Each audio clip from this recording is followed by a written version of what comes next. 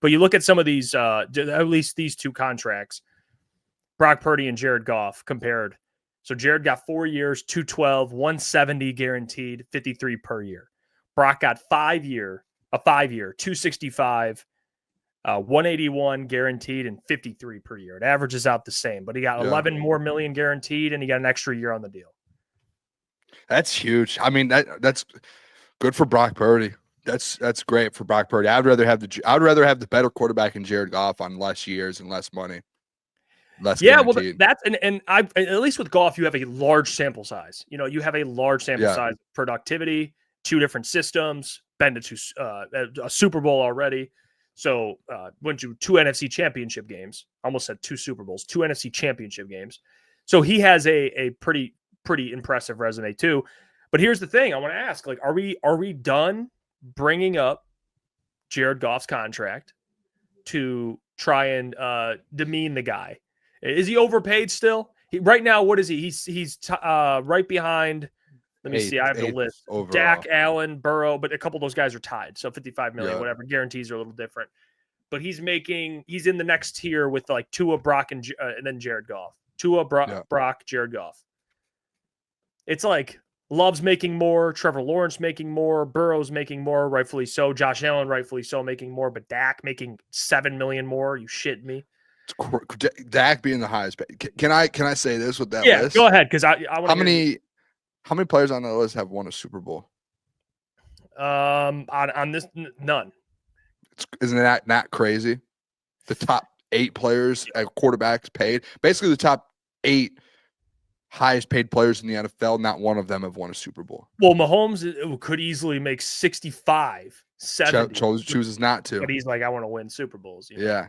I think the thing with Jared Goff and his contract is a lot of people do bring that up, Jeff. I mean, you know this, like any debate we get into with Jared Goff, a lot of people bring that up. He's overpaid, or I'll say this. I don't think he's overpaid. I think that's the wrong conversation. The conversation in Detroit is obviously you're trying to sign all these guys and you're paying a quarterback that much money. I don't think it's who you're paying. That's where I think people kind of, do you see what I'm saying? Like go down the wrong lane a little bit. I think it's the fact that you're just paying the quarterback in general that much money when you have so many all-pro players and so many Pro Bowlers that you have to pay. I don't think it has anything to do with the player Jared Goff is, because call a spade, like he's worth $53 million in my opinion. Like he's a $50 million quarterback. He wins games. And he leads your team to win games. He took you to NFC Championship. And he puts up numbers, man. He was 15-2. Yeah, he's first in the NFL in passing touchdowns since 2022. First in yards. Like you guys know those stats I give out all the time. He's a $50 million quarterback. It's the same thing with Patrick Mahomes. Patrick Mahomes is a $65, $70 million quarterback, but he doesn't get paid that much because he wants to take a step back, and he's okay with taking a pay cut because he probably makes so much money outside of football to where he can do that. So I just think there's that world to where there's a realistic side. And I saw someone in the chat already put it where, hey, you have to restructure his deal. Jared's going to have to, maybe he has to take a little bit of a pay cut over the next few years. Being able to step up, just knowing like, hey, and I don't know if Jeff, if you think the same thing, and I don't want to count people's money, and I don't want to be that guy, like, please take a pay cut for us. Like that Sue thing came out the other day. I don't know if you saw it, where Sue was like, hey, I took a pay cut my first contract with Detroit because they told me the next one they're going to make me the highest paid player in the NFL. And then they didn't do it, and they kind of screwed him. They it was like a handshake deal or a conversation. Yeah, they said they're not making him more higher paid than a quarterback or something. Yeah, and then the next contract, they said, hey, we'll do it for you in a couple of years. And he said, okay, I'll go out there, put up the numbers, which he did, all pro, all that. And then they're like, we're not doing it. I think with a guy like Jared Goff, he's already had a big deal, and now he has this big deal. There are guys who are looking for their first big deals, like Sam Laporta.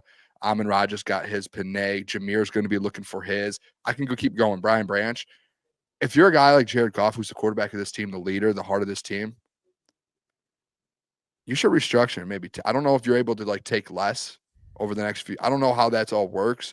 Yeah, but find a way so these guys can get paid, and you don't have to move on from everyone. If he wants to keep J-Mo, maybe that $53 million isn't enough. What does Patrick Mahomes make? Do you know?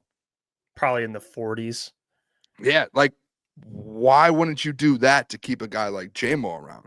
Do you see what I'm saying? Like, and again, because I always hated people who always looked at the money of because I mean it's generational wealth. I'm never gonna tell a guy, hey, take less, man. No, like go get your bag. But when you're on like already your second big deal of your career, potentially could be a third in a few years, and there are guys on your team who you might have to move on from because you can't afford to give them their first deal. Maybe I'm not saying take 20 million less a year over the course of the year, Turn 5 or 6 signing bonus or something like figure something to where you're able to keep these guys in house, man. I think that's the only issue I have because I think he's a $50 million quarterback at the end of the day. Still, it depends, I guess, on the situation. Like if I'm Burrow, no way I'm taking a pay cut with the Bengals. You know what I mean? Situationally. You find a way to re-sign T. I ain't taking less. You know, I think it's fair to expect Goff to restructure. I think he will. I think that's kind of because Goff understands that. It's like, hey, dude, I think his cap it's like 70 million next year. Yeah, definitely a restructure. Let me double check that. Mark Brunell said it. He only has one thing on his mind right now: winning a Super Bowl. Yep, that is it. So in order to do that, you have to have good players, and good players can be expensive. So you have to find ways to keep as many as you can. Now, it's not saying Goff has to, take a significant discount because that is unfair to ask a player, again, who's a very good player. And honestly, and I want to say this about the contract, I don't think it's not that bad. It's really not in a big picture sense. When you look at everyone else getting paid, I just mentioned Trevor Lawrence, who I've always been a big fan of. And I'll even admit right now, no way in hell he deserves more than Goff, but I understand why he's younger. They're looking at the future. I get that. But Jordan Love, more than Goff. Like, I think Jordan Love and Goff right now are right at the same about ranking, I would say personally. But again, they're looking at upside and what he can be. Dak Prescott, no way in hell he should be making 60. So when you look at the marketplace for quarterbacks and then you look at Goff and what he's getting paid, I know he's not.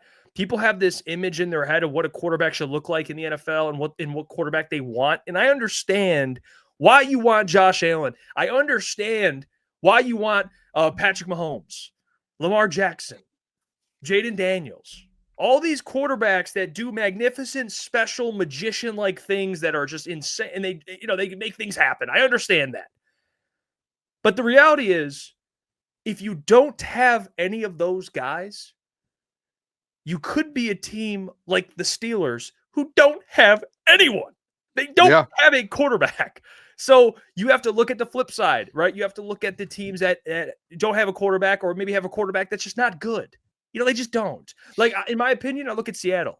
Seattle went from Geno Smith, who was good. He was fine. Many people had him over Goff, which was insane, but he's fine. They pay Sam Darnold, not $50 million, but they gave him a long-term extension. What the hell is he going to do for you? Nothing. He's not winning. You're going to win games, and you're just going to be average after that. Exactly. You're stuck. So at least if you're not going to have Josh Allen, Lamar, Mahomes, any of these guys, you have someone that's just right under them. It's Jared Goff. And he's been to a Super Bowl. He's been to NFC Championship games.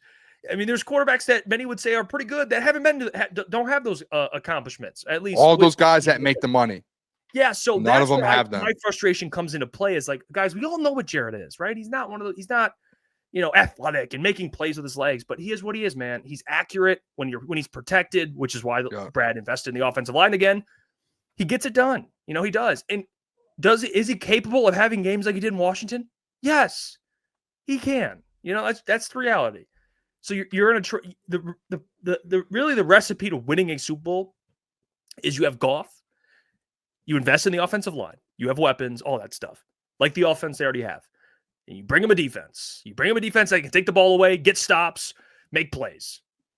And then all that put together, and as long as you don't fuck it up coaching-wise, you have a chance, in my opinion, in the postseason. So I'm cool with it. I'm cool with the contract. I don't have a problem with it. I know people are going to bring it up every time he has a bad game. But it's the reality, guys. You don't have Lamar.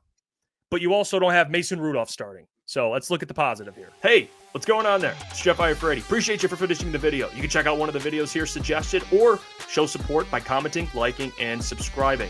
And buy your merchandise, officialctsports.com.